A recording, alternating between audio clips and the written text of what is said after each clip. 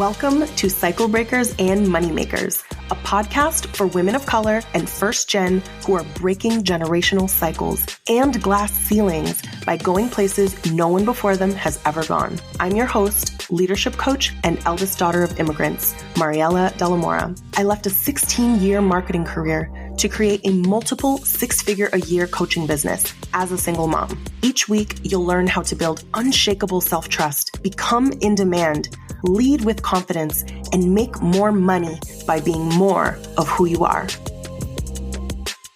Hey, you guys. This is episode 50. I can't believe we're halfway to 100. It feels like this podcast was something that I had on my heart for 4 years. And when I launched it finally I tried to launch it twice before it actually went live over the years. I tried to manage it myself.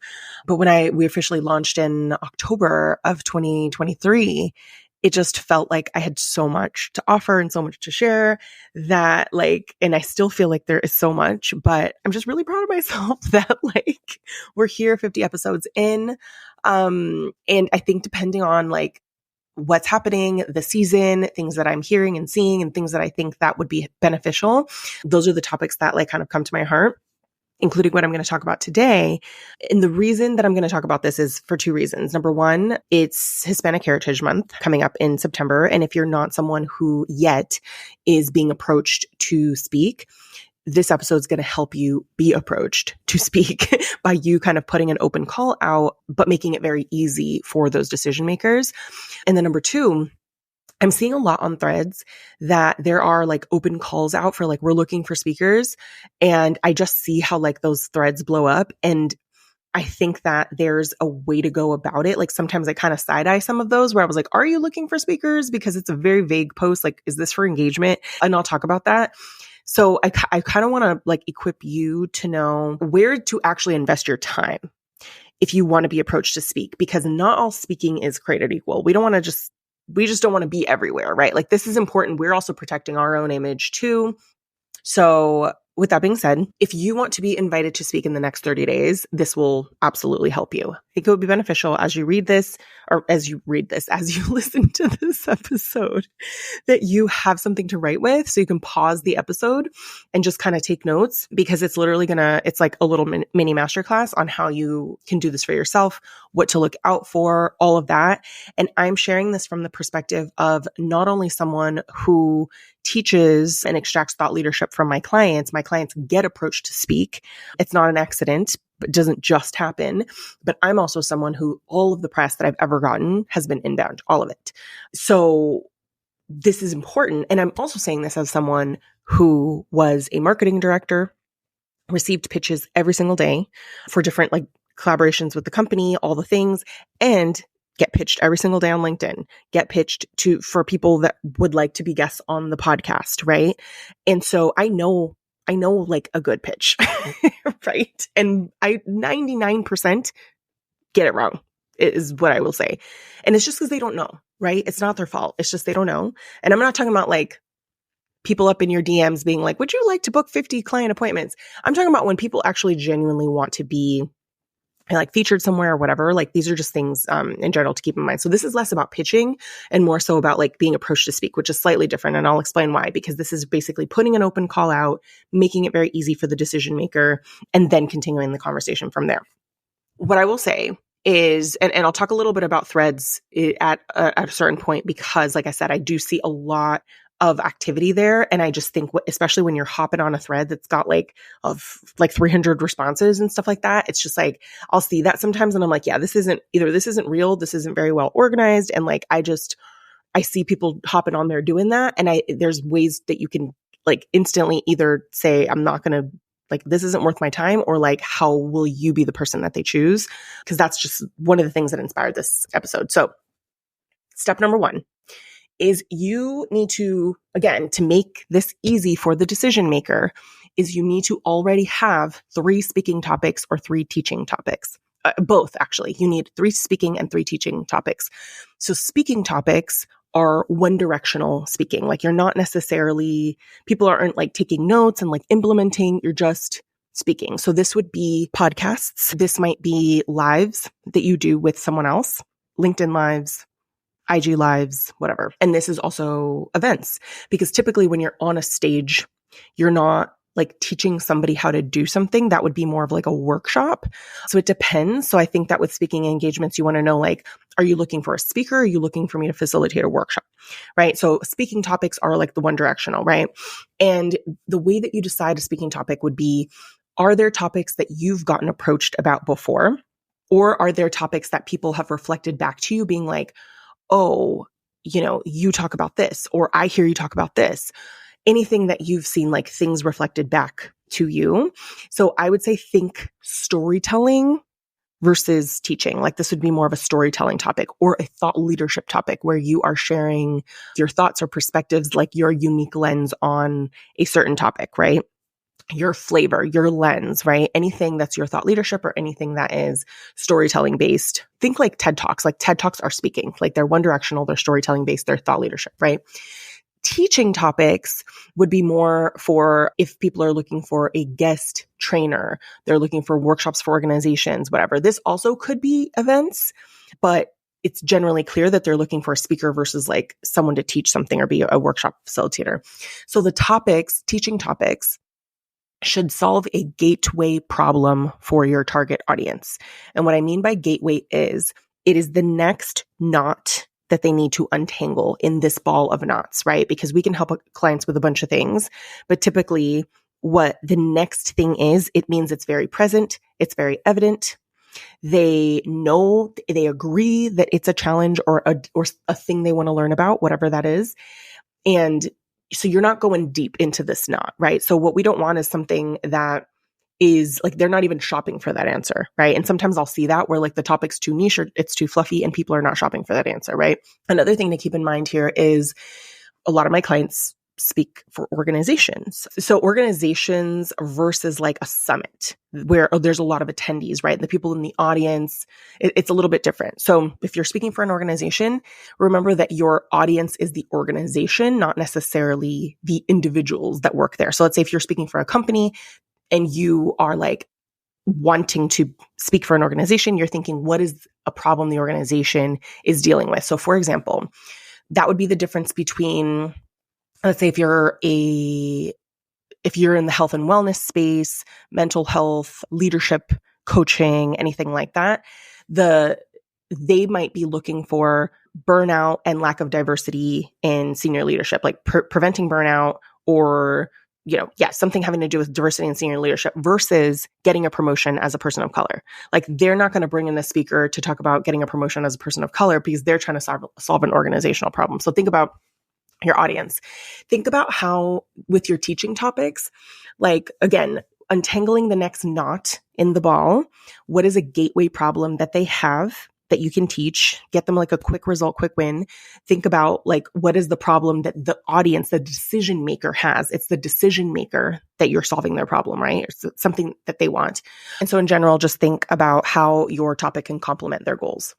The other thing that I would say with when you come up with 3 speaking and 3 teaching topics is you want at least one of them to not be like too niche in terms of like the audience. Imagine kind of speaking to like a diverse room.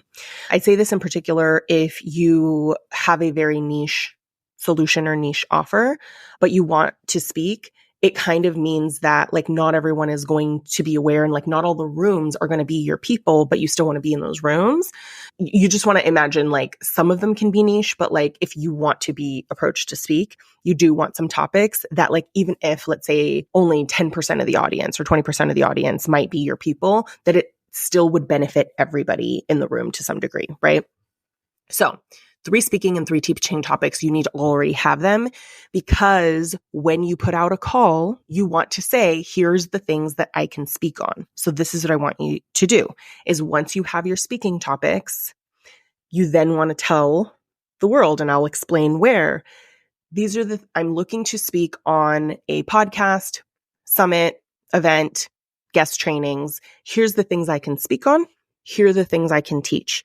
As soon as you do that, you have made the decision maker's job so much easier. So notice how that immediately 99% of people are not going to do that.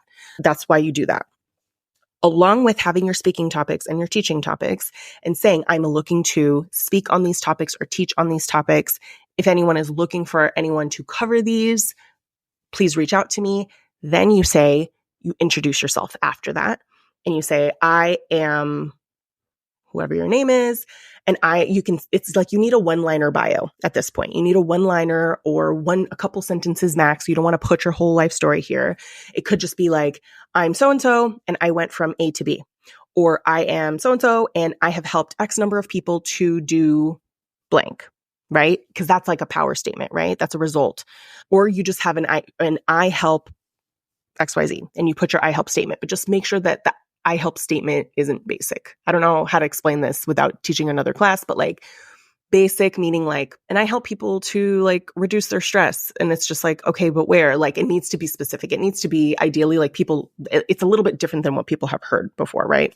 Once they start to reach out, you can put more information, all that stuff. Now, when you put the call out, so it's like you have your speaking and teaching topics. You have like your 1 to 2 sentence liner bio of who you are, who you've helped, whatever. If there are places you've spoken at that are names people recognize, you could say like, I've spoken at X or I've been on this podcast, anything like that. You could put it in there, but only if it's like really notable. Otherwise, I'm like, don't worry about that. I don't think you need to do that. Once you have that, be ready with this. You may not need it. But like think about if let's say this is Threads and people don't know you, you want to think about where they can vet you. Like where do you want to send them in order for them to vet you? Now, if you're posting this on your IG stories, maybe it's a little different because I think that they're a little more familiar with you. But if it's something like Threads where people don't know you, you can say, and I have a podcast and you can check me out here. Like you just want to make their job easier to vet you, right? So if you're saying this on Threads and it's a platform where people don't know you as much, you want to have a link also where people can vet you. Now, the important part here is like your online presence is going to have to reflect what you're talking about. So if you're saying you can speak on these topics, somewhere along the line where you're sending them just needs to reflect that back. So just be aware of that, right? Now, there's a couple places that you could do this. Like I said, you can post on Threads, you can post on your IG stories that this is what you're looking for and this is what you can speak on and this is what you can teach on. You can even put this in your email list, right? You could post it on LinkedIn. There's different things. And I'll talk a little more about Threads just because like I do see this happening and I just don't want you to waste your time on there. So I would say if someone is saying they're looking for a speaker, but they don't say who or on what, or they don't say who the audience is or what the purpose is, and it's very vague, I just wouldn't waste my time because typically they're going to get hit with, it's almost like if someone were saying, hey, we have a job at this company. And then a bunch of people apply. It's like, this is probably not a job I want. Because anybody that's seriously planning an event they're not going to want to be hit with an influx of responses. They're going to know, okay, here's what we're looking for in these areas. Here's what the event is and who it's for. And if they're not doing that, I just side eye that a little bit. I don't think that it is serious. And I think people do it for engagement. And because people can see your responses, it's just sort of like, listen, if y'all are serious, like you would give me more information. So I'll see that a lot and I just question it because I know sometimes people post stuff for engagement. So that's what I would say. But I have seen posts where they're like, here's the event. It's in this city or it's at this time frame. We're looking for an expert in these areas, right? Like that immediately on its own, I would see it as like, okay, this seems a little more serious, right? So that's what I would say. Is if you're putting it on Threads or if you're looking and you're responding to opportunities there, if they're not giving a lot of information, I would question that. And I also say this as someone who has been a speaker at events that were not well planned or organized and it was a mess. And they were asking speakers to like promote the event, put it in their email. Like it was like a requirement from speakers. So I was like, oh, see, this is not for me. Like this is for y'all. You're trying to get speakers in because you're trying to like get us to sell tickets for you and like all the things. So like well-organized events don't do this. In fact, the best speaking engagements you will land. No one's putting a call out. They're going to approach you personally. It is not an open call, right? This is what I help clients with as well. Like they become the people, they get cherry picked. And they're like, we want you. What's your speaker fee, right? But this is not what everybody's trying to do right now. So right now, you're just trying to get speaking engagements. So that's what I would say. with that, once you put the call out, if people do reach out, I want you to also vet the opportunity. Even though you're the person who put the call out, I want you to vet it, like scan their posts. Is there anything that you don't want to be associated with? And I would say no if, or just don't respond if the values don't align or they're saying things you don't want to be associated with.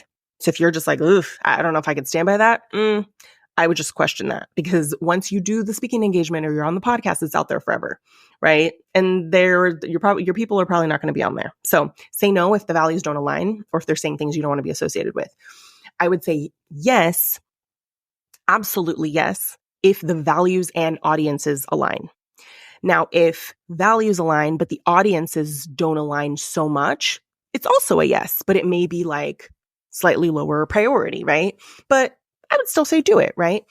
So I would say if the audiences don't align, meaning if you're a person of color and like they're white and their clients are white and their audience seems to be, because they may have some people of color in their audience, let's say if that's who you serve, I still think it makes sense to do it. You just have to make sure that your topic is not so niche that it doesn't apply to like their people, right? So that's all I would say. After that is once you do get approached and you are a guest speaker and you can decide, right? If you are speaking and you're doing this for visibility, you can decide if you want to charge or if you're just doing it. So this is what I would say is that the audiences align, you're less likely, like you could do stuff for free if the audiences align.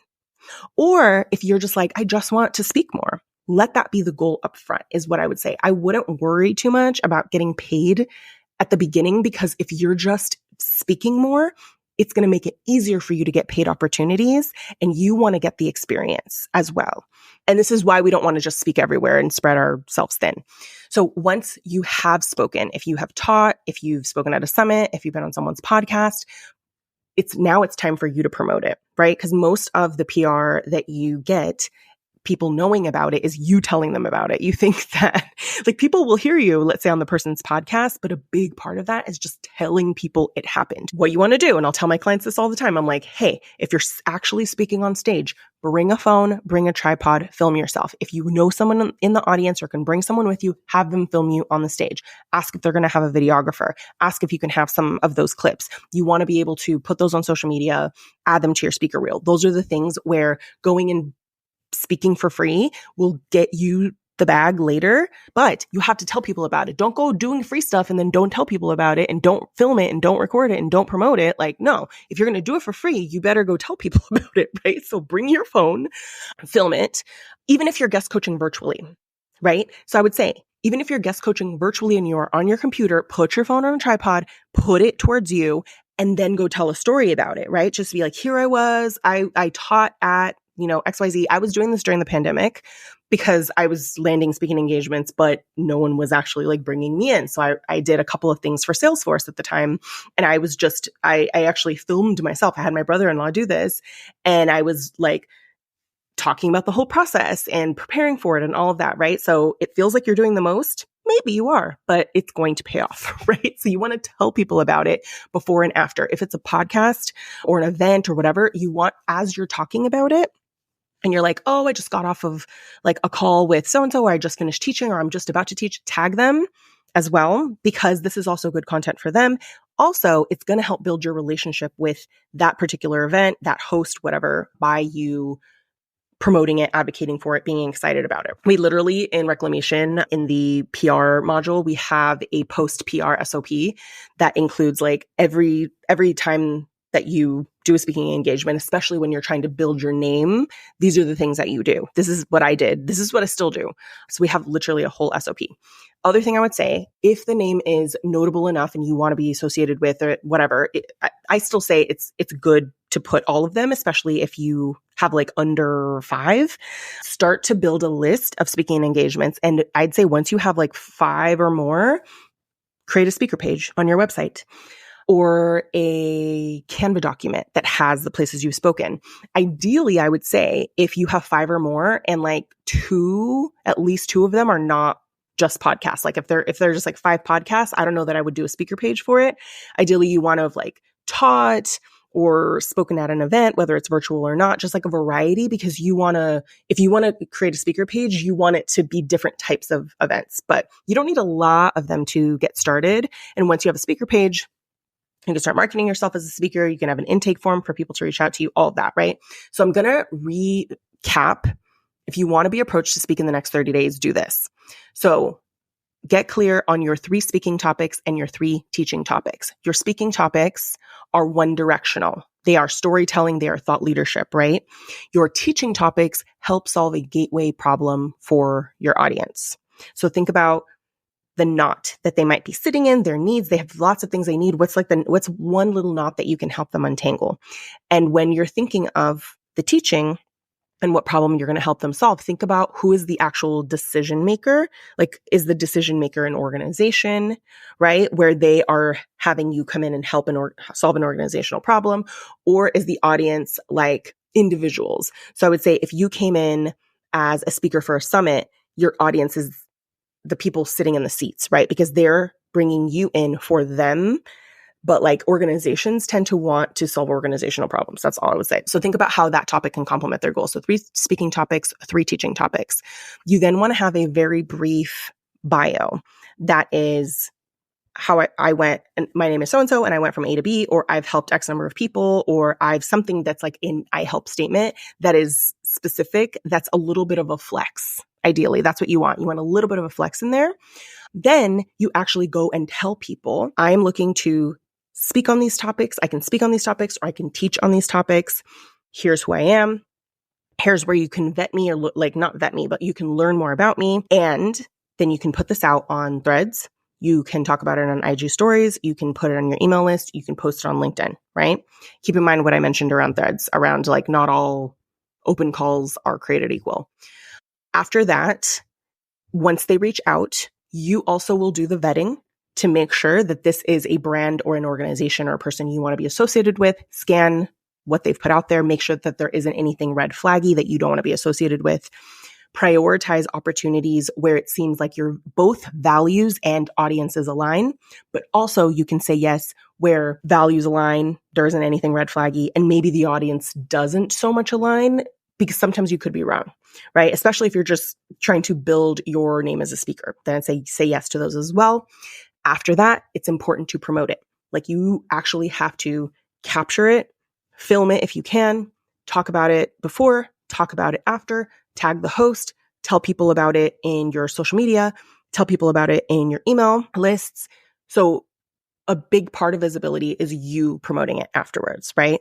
And depending on the names, and eventually you want to have a speaker page as well, have it on your website, or at least a Canva document, because when you then go and let's say you want to do pitching or you want to do more open calls, you could literally link people to a speaker kit. And the speaker kit is going to have your speaking topics, your teaching topics, your like 1 to 2 sentence, like light flex bio. It's going to have the logos or names of places that you've already spoken at. And it's going to have, let's say, links to your podcast or anywhere that people can vet you. So literally every single thing that I said, you're eventually going to put this in a speaker kit. I don't think you need to do this now. What you're trying to do, what this is going to help you do, is actually build something to put in there in a speaker kit once you have places that you have spoken at. So I hope this was helpful. And this is something that honestly, if it feels like this is a lot of steps, main thing I would say is just think of 3, even if it's 2 to 3 speaking, 2 to 3 teaching. Go tell people about it. That's the main thing. You will probably get some responses, even if that's all you did. And then once you get the responses back, all you got to do is just see, like, do I want to say yes to this or not? So if you take away anything, 3 speaking, 3 teaching, go tell people about it on the different channels I talked about or wherever you want. And it's just that following this will make it a little bit easier, because again, a big part of being invited to speak is making the decision maker's job easy by thinking about answering all their questions ahead of time. So when you get a pitch, I don't want to have to, like when I've gotten pitches, I don't want to think about, like, first of all, I don't know you. I don't know what the topic would be. Like, if you do my job for me, if you do the job for me, then I'm like, okay, yeah, that makes sense, right? Because I get pitches for people to guest coach in reclamation or to be on the podcast, right? I've got them when I was a marketing director. I also did PR for my own tech company years ago. I had a tech company, so I had to learn how to do PR, and eventually we did land PR. So like I learned what got responses. So again, like this is the main thing I want you to take away, is when you make the decision maker's job easier and you know how to position yourself as an expert in these areas, then you will be the person that they're like, oh my gosh, absolutely. We would love for you to come and speak on that topic, because they didn't even have to think about it. So I hope this was helpful. Please let me know what questions y'all have. If this is something that you're looking to, that you want to fold into what you do and you want a little bit more guidance, I am currently working with clients specifically on this, on clarifying their thought leadership, like the stories they tell, visibility, like strategic visibility, like where do they want to gain third-party credibility? Some of them are wanting to expand into working with organizations, all those things.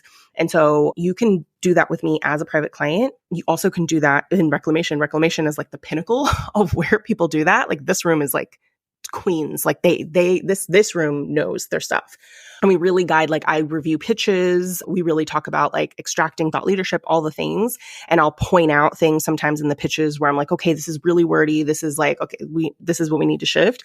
So if you're just looking to kind of deep dive into a few areas, you know that you want to be more clear on what you stand for as a thought leader, really start to put that in your marketing. You really want to be asked to speak and or just expand the visibility of your brand. You can reach out to me. We can work together one-on-one. There's more information on my website at marielladelamore.com or at my link in bio on Instagram, or put yourself on the waitlist for reclamation. We are going to open doors. I think we just set the open date. It's going to be right after Thanksgiving, and the cohort kicks off in February, and it's a 12-month mastermind. So Reclamation Mastermind is you will become a booked out thought leader. So we talk about thought leadership. We talk about visibility. We talk about pitching. Lots of organizational contract folks are in there. And this is all about creating inbound demand for you and your brand and your services, or you as a speaker, based on your story, based on your thought leadership. So one of two options: we can work together privately or get on the Reclamation Mastermind waitlist. All right, I will see y'all next week. Thank you for joining me for our 50th episode.